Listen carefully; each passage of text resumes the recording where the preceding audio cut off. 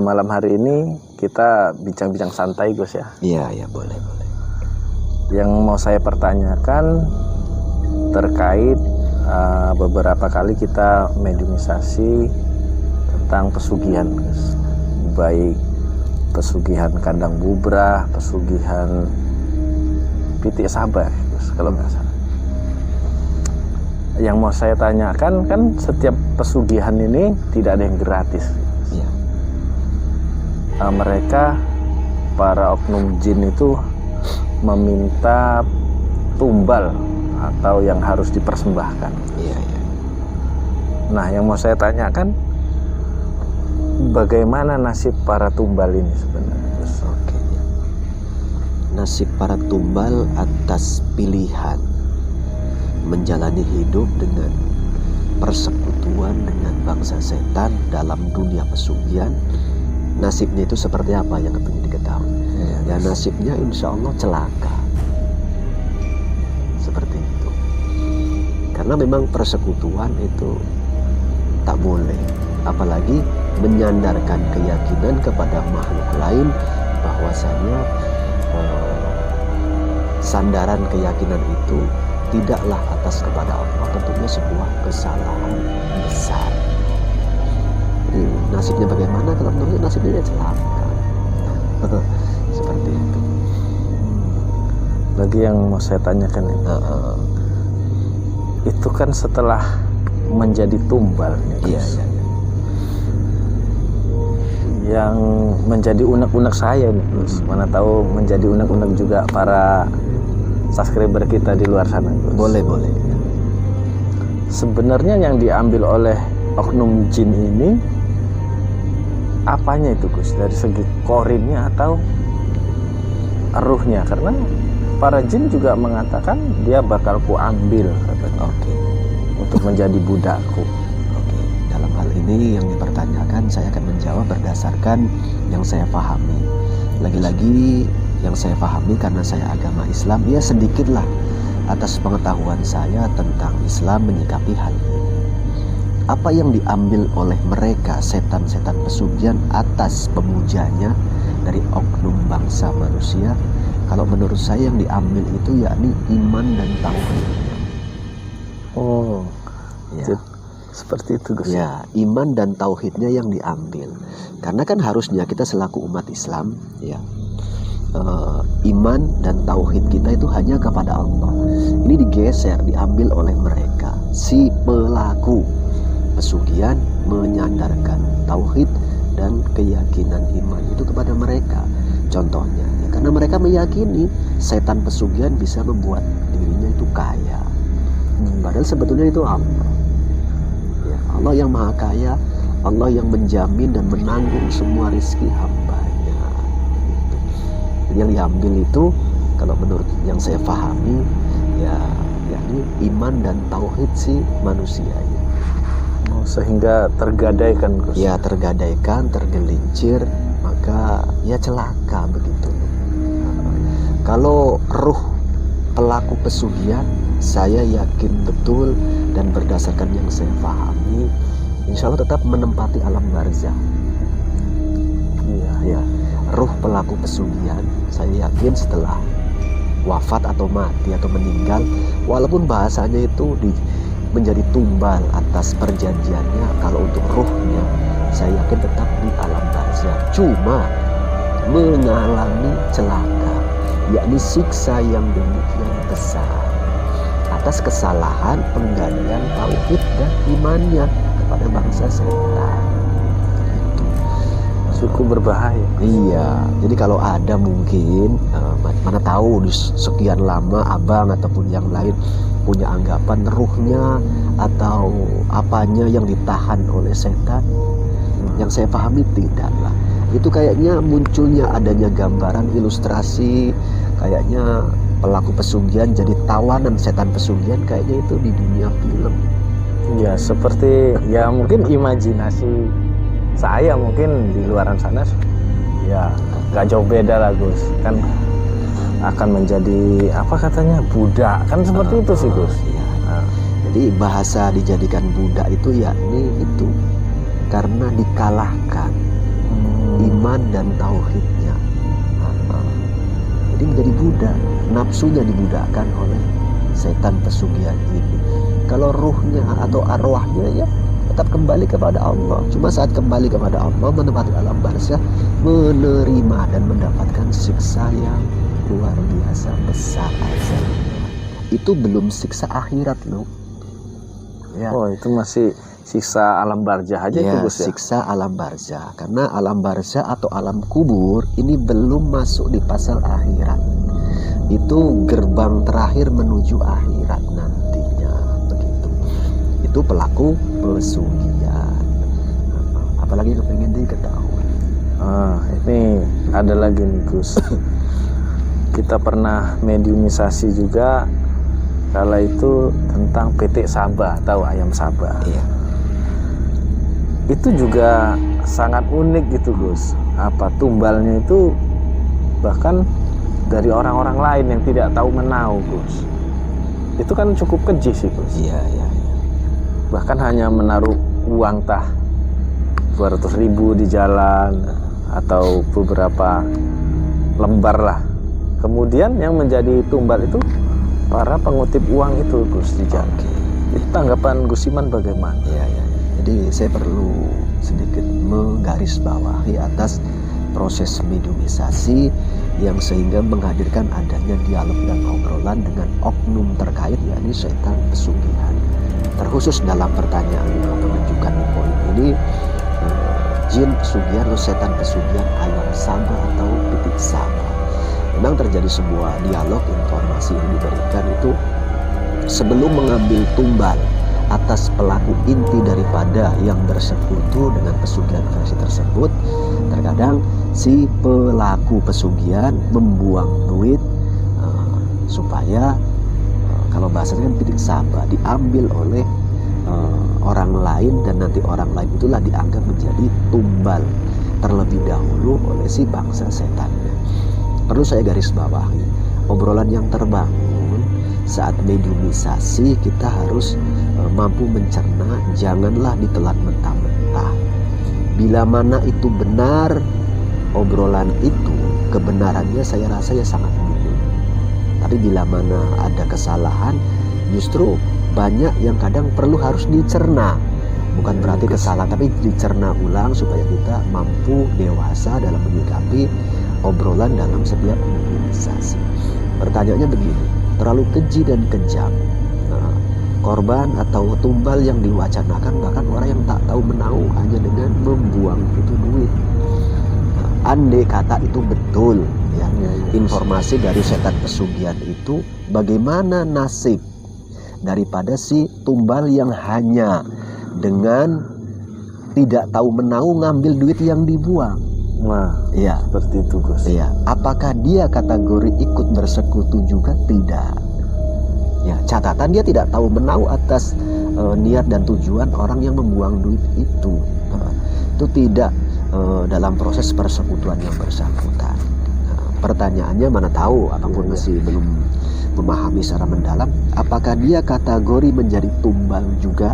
Nah, itu tergantung kita cara menyikapi persepsi pola pikir kita.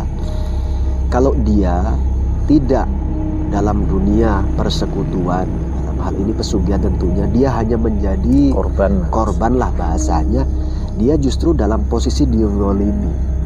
Oh, itu termasuk dizolimi? Dizolimi, iya.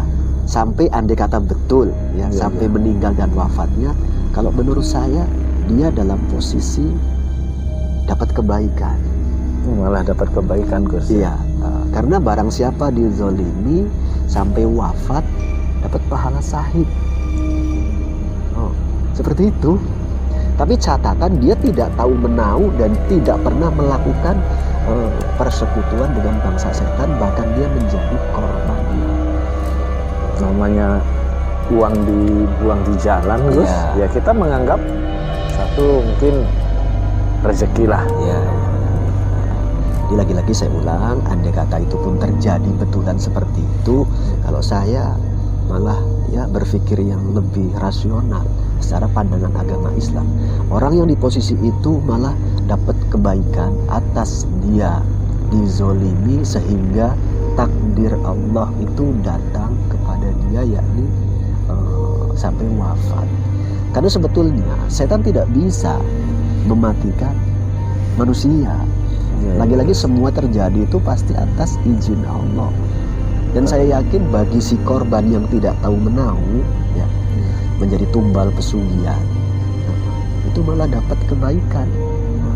Dia dizolimi seperti itu. Jadi dia di alam barzah itu bagaimana? Apakah dia menempati alam barzah atau dia ngikut jin pesugihan? Kalau saya meyakini dan berpendapat tetap di alam barzah, bahkan dapat kenikmatan.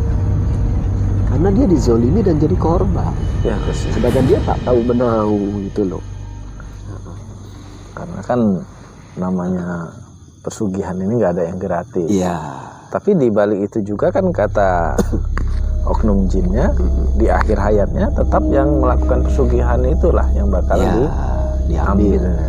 Jadi dalam hal ini, dalam dunia persekutuan dengan setan pesugihan itu, yang jelas-jelas bersalah dari oknum manusia, yakni ya yang memang sengaja membuat perjanjian dan persekutuan beserta yang mendukung atau memfasilitasi itu. Mungkin kadang-kadang ada si oknum lah ya, satu keluarga orang tua memilih jalan itu, anak kadang mensetujui, anak juga menyetujui, kadang mensetujui ya. Syukur-syukur anak tidak mensetujui gitu loh, atau tidak tahu ya.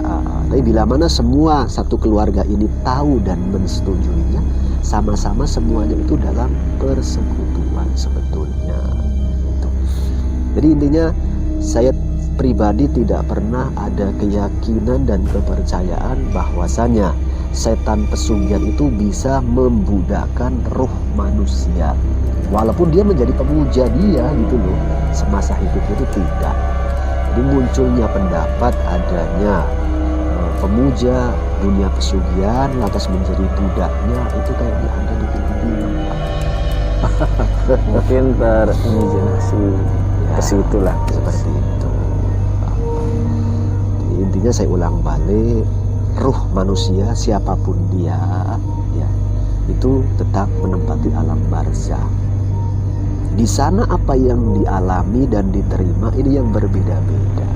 Yang ianya bagi yang bersekutu dengan bangsa setan, menambatkan keyakinan kepada selain Allah, maka siksa kubur atau siksa alam barzah itu mengerikan, akan diterima dan didapat oleh yang bersangkutan. Terkait korban tumbal pesugihan yang dia tak tahu menahu, itu dia malah posisi dapat kebaikan. Dia menjadi, ya kalau bahasanya tumbal, menjadi korban.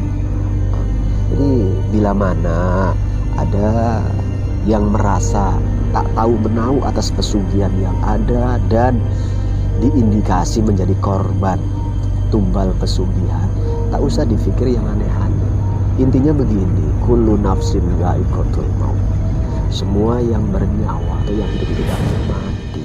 Ya, perkara jalan atau proses terjadinya kematian itu bisa beraneka ragam.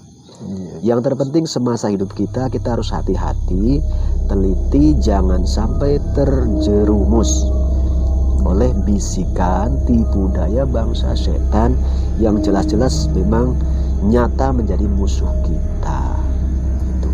Jangan gadaikan iman, jangan gadaikan tauhid. Kalau kita kepingin sukses, ya rajin, tekun, bekerja, ikhtiar, berusaha, mudah-mudahan lengkapi dengan doa. Insya Allah Allah kasih kesuksesan. Seperti itu yang saya pahami.